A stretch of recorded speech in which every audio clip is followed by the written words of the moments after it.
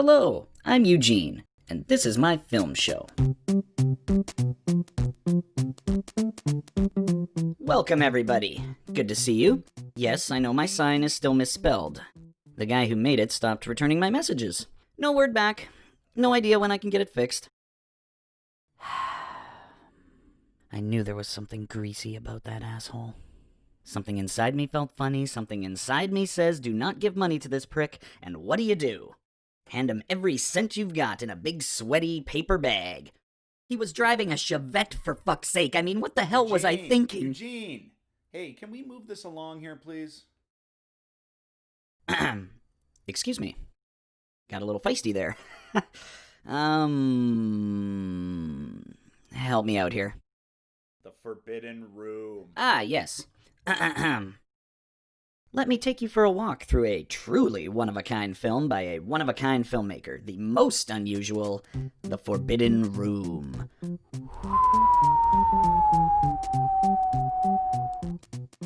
Oh, how does one begin to describe the films of Guy Maddin? The late film critic Roger Ebert once named him Canada's poet laureate of cinematic weirdness. His films resemble lost relics from the silent era of the early 20th century. He uses black and white, melodrama, dialogue cards, intertitles, dramatic lighting, breakneck editing, rear screen projection, digital effects, and blown-up 8mm film that looks grainy and faded like old memories. For 30 years, he's given us some very unusual and wonderfully original films, and his 11th feature, The Forbidden Room from 2015, is no exception. It's a kaleidoscopic journey through stories within dreams within dreams. It's got adventure, intrigue, love, murder, madness, redemption, skeleton women, squid thieves, volcano sacrifices, she-devils, planes, trains, blimps, motorcycles, submarines, lobotomies, demonic possession, and bladder slapping. And if all that doesn't blow your mind, relax. Check out this giant brain getting exploded.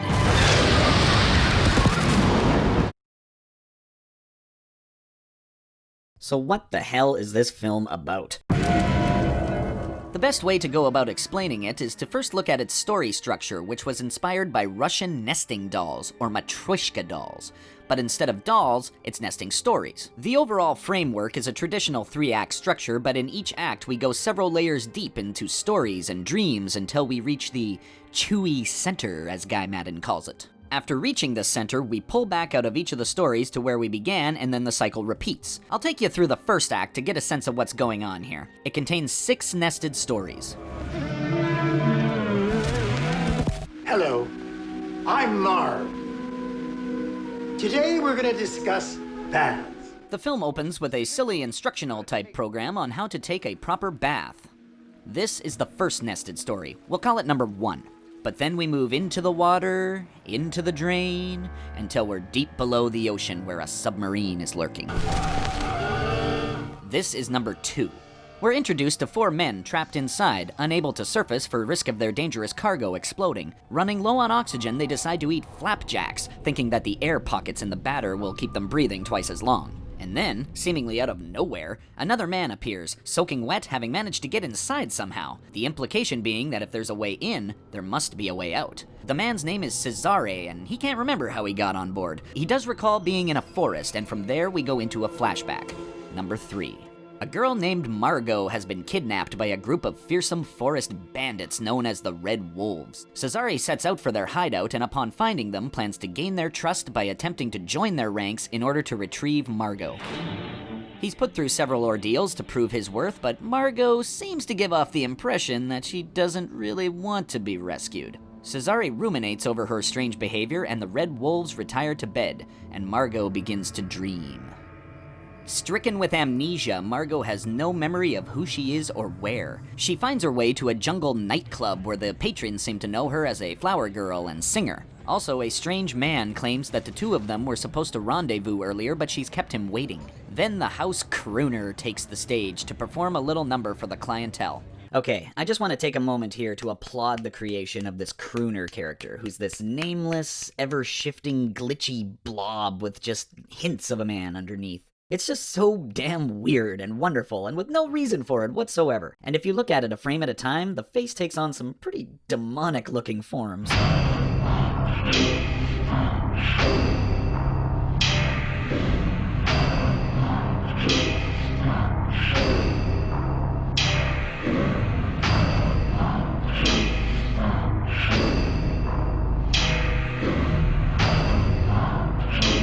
But I digress. The song that the crooner sings is story number 5. This sequence is titled The Final Derriere and is more or less a music video with the titular song recorded by the band Sparks. It tells the story of a man who is completely obsessed with asses. The desire is inflamed within him by a demon called Master Passion.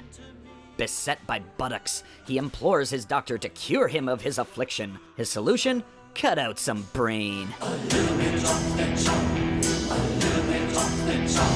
The man resumes his daily life only to find that he hasn't been cured at all. He returns to the doctor, who decides to dig a little deeper this time. But once again, the man remains tormented. A third trip to the doctor results in the deepest cuts yet, and it's at this point you'll notice that the film starts to gestate and swirl about. Ladies and gentlemen, we've reached the chewy center. This signals the end of this particular rabbit hole, and now we head back out. We pick up where we left poor old butt guy, number 5, and all the surgeries have taken a serious toll on him. The song ends, and we're back in the club, number 4. Yeah, you've been a great audience. See you the next time, everybody. Drive carefully. Good night.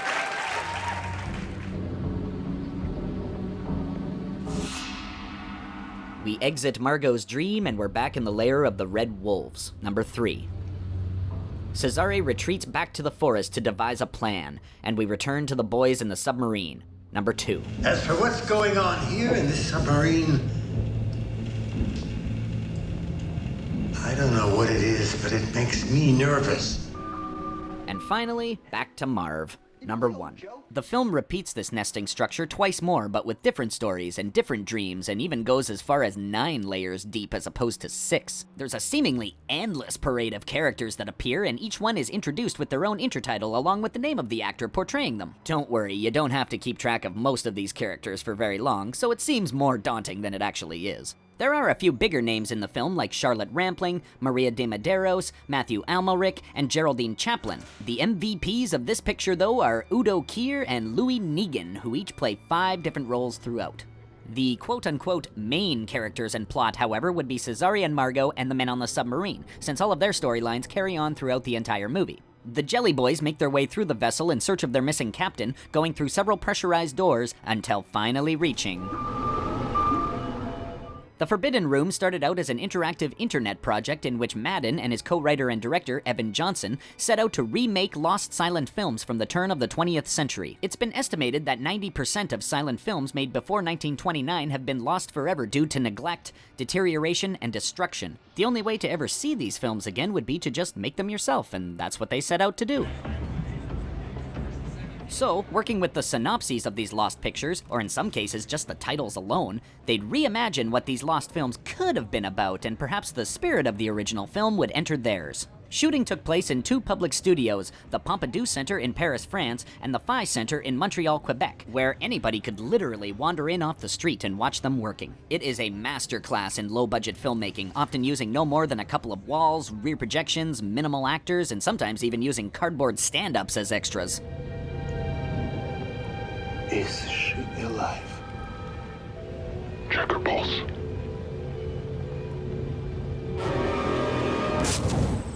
I love this film. I love Maddin's style. I think it's brilliant. But it's definitely not for everybody, and some people will dislike it entirely, and I can understand why. I mean, it's totally weird as fuck. But if you're feeling adventurous, seek it out. I can safely say that you've never seen anything else like it. Dreams, visions, madness!